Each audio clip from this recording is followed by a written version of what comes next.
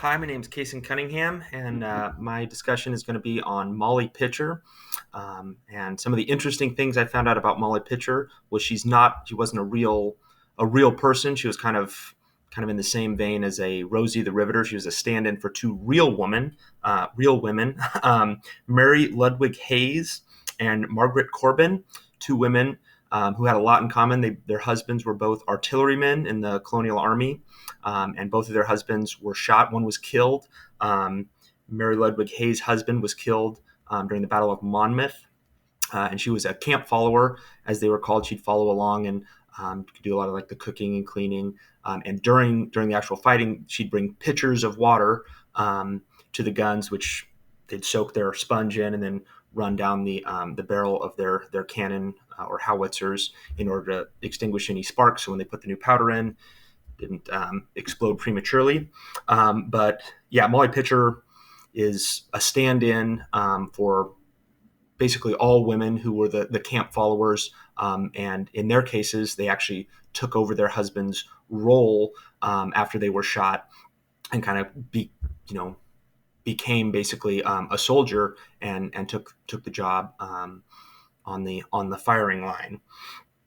In terms of representation, I thought it was interesting that although Molly Pitcher wasn't a real person, was created out of two real women and their experiences and acts of service during the Revolutionary War. I thought the uniqueness of combat and how women obviously didn't serve in combat arms during this time. They were usually relegated to the role of camp followers and did kind of the menial work at the time. And so the fact that they actually stepped up and both women were shot. I believe it was Mary Ludwig Hayes was shot through her dress.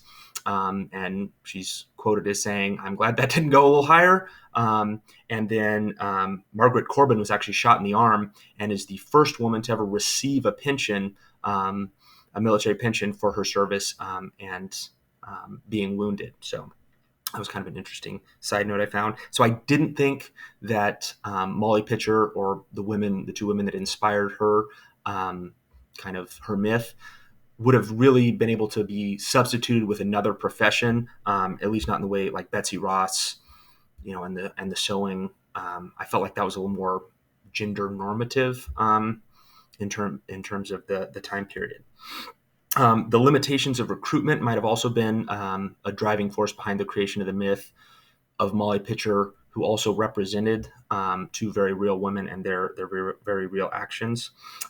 In the book, The Glorious Cause, one of the big things, kind of themes, was George Washington and his war of posts, or a defensive war. They were really struggling to get recruitment, and perhaps one of the thoughts was in creating Molly Pitcher, having a woman kind of take a man's role and doing a man's job, it might motivate or incentivize men to say, "Hey, I got to step up and do my duty." And so I thought it was very, very important, especially in the context of gender roles of the time.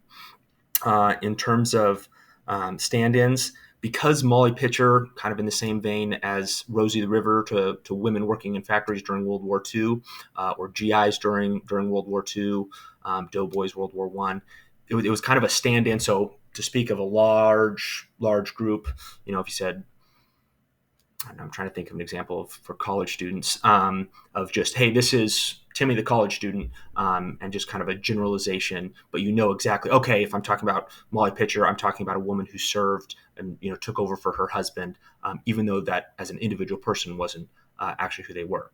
So that's pretty much what I have. I thought it was very interesting, learned a lot. I'd definitely been taught in elementary school that Molly Pitcher was a woman who did that, and it wasn't, oh, this is Rosie the Riveter. She's representative of, working women during World War II. So thank you, and I appreciate it.